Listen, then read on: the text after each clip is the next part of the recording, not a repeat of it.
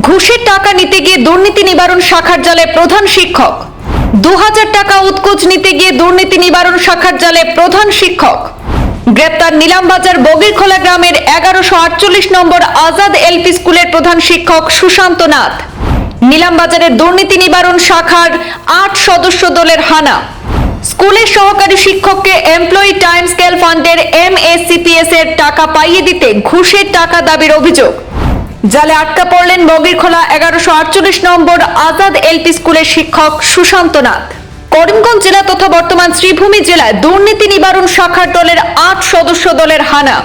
দুর্নীতি নিবারণ শাখার জালে আটকা পড়লেন নিলামবাজারের বগিরখোলা 1148 নম্বর আজাদ এলপি স্কুলের প্রধান শিক্ষক সুশান্ত নাথ।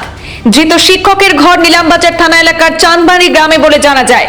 স্কুলের সহকারী শিক্ষক রূপম নাথকে এমপ্লয়ি টাইম স্কেল ফান্ডের MACPS এর টাকা পাইয়ে দিতে ঘুষ দাবি করেছিলেন ধৃত প্রধান শিক্ষক সুশান্ত নাথ, এমনটাই অভিযোগ ছিল তার উপর।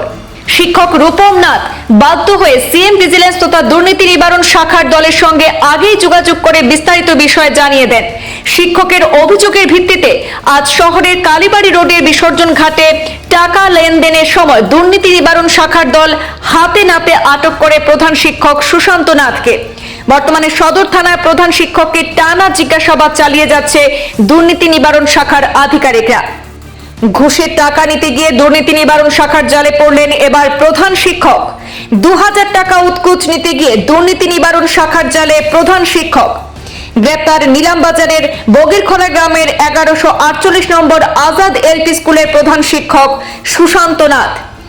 দুর্নীতি নিবারণ শাখার দলের 8 সদস্য দলের হানা করিমগঞ্জ জেলা তথা বর্তমান শ্রীভূমি জেলায়। স্কুলের সহকারী শিক্ষককে এমপ্লয়ি টাইম স্কেল ফান্ডের MACPS এর টাকা পাইয়ে দিতে ঘুষ দাবির অভিযোগ। জালে আটকা পড়লেন বগিরখোলা 1148 নম্বর আজাদ এলপি স্কুলের শিক্ষক সুশান্ত নাথ।